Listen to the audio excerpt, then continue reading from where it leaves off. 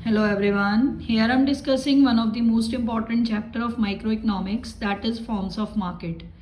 Market क्या होता है? एक अरेंजमेंट जिसमें बायर एंड सेलर एक दूसरे के कांटेक्ट में आते हैं. इसे मैकेनिज्म भी बोलते हैं, यानी कि वो जगह जहाँ पे बायर एंड सेलर एक दूसरे के कांटेक्ट में आएंगे, चीज़ों को खरीदेंगे और बेचेंगे. ठीक है, इसको हम सोशल सिस्टम भी कह सकते हैं, क्योंकि बायर एंड सेलर एक दूसरे के कांटेक्ट में आकर सर्विसेज को भी एक्सचेंज करते हैं. अब एक मार्केट को मार्केट कब बोलोगे? जब उसमें ये चार फीचर होंगे. एक जगह होनी चाहिए, यानी कि एरिया, बायर एंड सेलर होने चाहिए, सेल करने के लिए कमोडिटी होनी चाहिए, और सेलर्स में आपस में कंपटीशन होना चाहिए. यानी कि चार फीचर हो गए जो एक जगह में होने चाहिए, तभी हम उसको मार्केट बोलेंगे. Area, existence of buyer and sellers, commodity, competition. Next, forms of market. Market basic दो तरह की होती है, परफेक्ट और इम्परफेक्ट.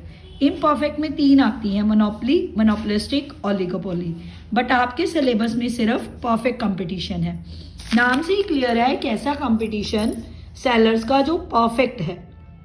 यानी कि इसका एक ऐसा कंपटीशन होगा, इसमें एक इंडस्ट्री होगी, यानी एक मेन सेलर होगा जो प्राइस को फिक्स करेगा, और बाकी सारे स्मॉल सेलर यानी कि फर्म्स उसको फॉलो करेंगी.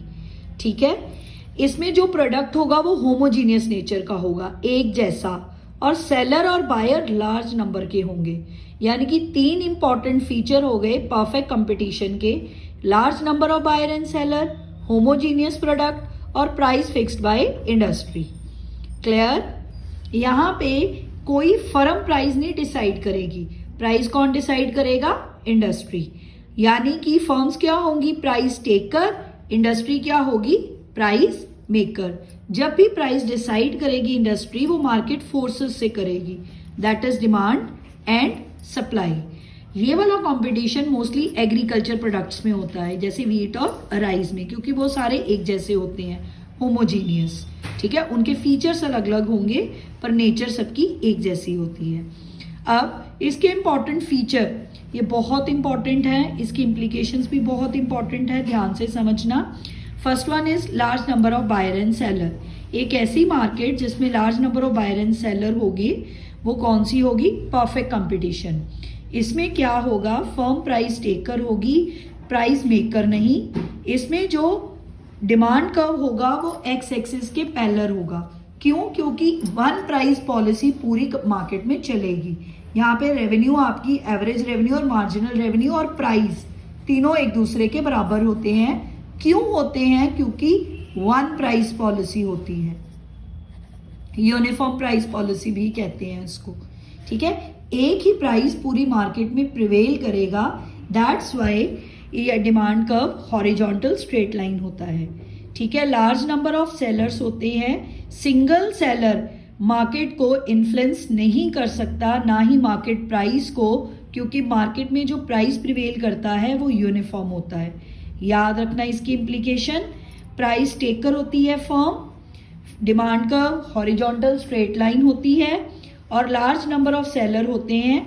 कोई भी सिंगल सेलर प्राइस को इन्फ्लुएंस नहीं कर सकता, क्योंकि प्राइस को कौन सा होता है? यूनिफॉर्म.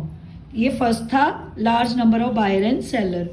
सेकेंड है होमोजीनियस प्रोडक्ट. एक ऐसा प्रोडक्ट जिसकी nature, durability, size, colour, shape सब सेम होंगे और कंज्यूमर को इक्वल इंपॉर्टेंस देंगे.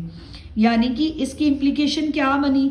एक जैसे प्रोडक्ट है, एडवर्टीजमेंट पे खर्चा जीरो, प्रोडक्ट डिफरेंशिएशन भी जीरो, क्योंकि प्रोडक्ट के फीचर्स अलग अलग है ही नहीं. सेम प्रोडक्ट मार्केट में सेल हो रहा है, आइडेंटिकल प्रोडक्ट है. ठीक है, इसलिए प्राइस भी कांस्टेंट रहता है. अगर कोई भी इंडस्ट्री प्राइस को चेंज करेगी, they will lose the customer. ठीक है, जो वन प्राइस पॉलिसी इंडस्ट्री ने बनाई है वही फॉलो करना पड़ेगा फर्म को.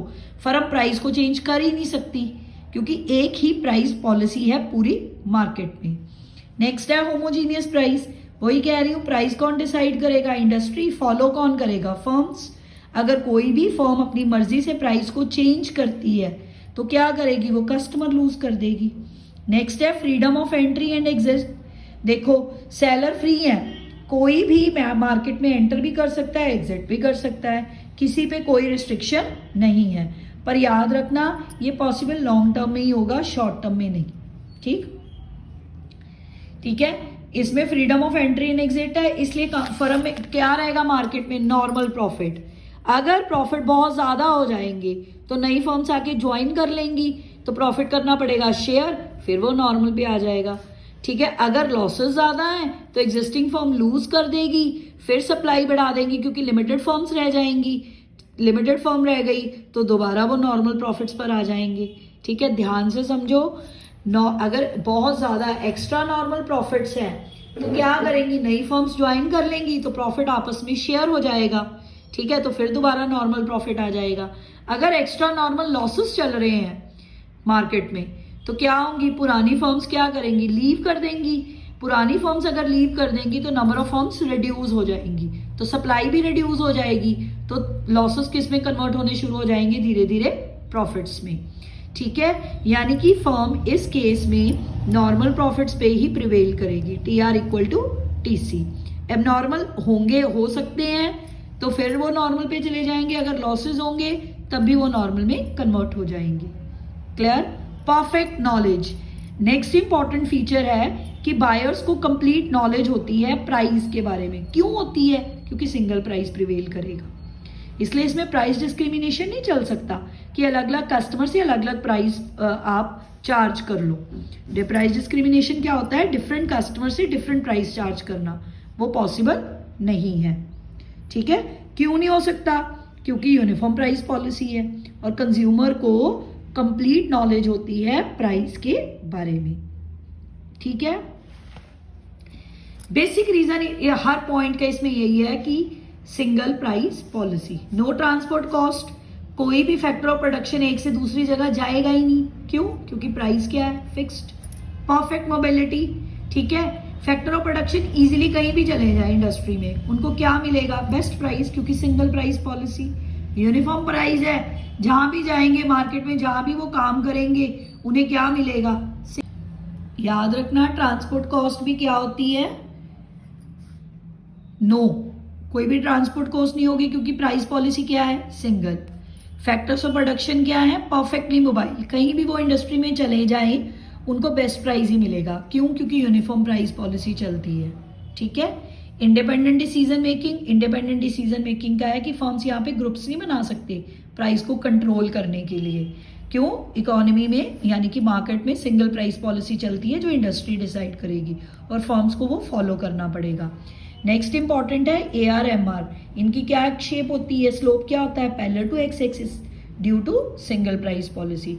यहाँ पे आपकी कोई एडिशनल रेवेन्यू नहीं होगी, जो प्राइस है वही आपको रेवेन्यू में मिलेगा। ठीक है, सिंगल प्राइस है, सभी को वही फॉलो करना पड़ेगा। क्लियर है, यानी कि जितने भी फीचर हैं वो किस पे डिपेंड है, सिंगल प्राइस पॉलिसी पे। एक डिफरेंस है कंज्यूमर डिमांड कर्व और फर्म डिमांड कर्व में। प्राइस और क्वांटिटी डिमांडेड का जो रिलेशनशिप है वो हमें कंज्यूमर डिमांड कर्व शो करता है, फर्म डिमांड कर्व क्या शो करता है, सेल्स। याद रखना, किसको शो करता है, फर्म्स प्रोडक्ट को। ठीक है, यानी कि टोटल सेल्स को जो डिमांड कर्व शो करता है उसे फर्म डिमांड कर्व कहते हैं। क्लियर है, ठीक है, याद रखना इसके कितने इंपॉर्टेंट फीचर हैं, large number of buyer and seller, homogeneous product, homogeneous price, freedom of entry and exit, ठीक, परफेक्ट नॉलेज, नेक्स्ट है no transport cost, perfect mobility, independent decision making, slope of revenue curve. All the features depend upon one important point, that is single price policy. ठीक, ध्यान से कर लेना। Thank you very much.